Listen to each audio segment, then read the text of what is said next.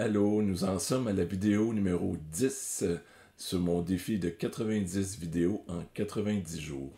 Aujourd'hui, combien tu vaux? Alors, je lance la question.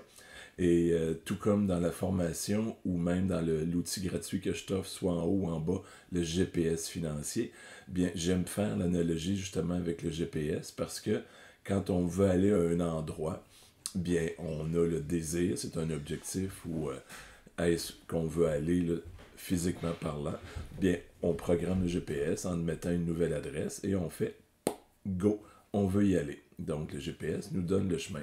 Mais le GPS, lui, par en arrière, il a besoin d'une autre information. Il veut savoir d'où on part pour savoir où on veut se rendre. Et c'est ce point-là qui est très, très important à connaître et que beaucoup de gens, dans leurs propres finances, ne font pas, ne calculent pas ou ne connaissent pas. C'est de connaître notre point de départ. Et pour ça, rien de mieux que de faire son propre bilan personnel.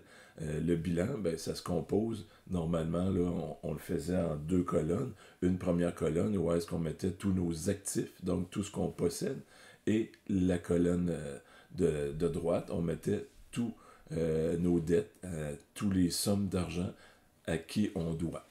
Et on faisait une différence, et c'était notre valeur nette qu'on déterminait de cette façon-là. Donc, il n'y a pas juste les entreprises qui peuvent faire cet état-là.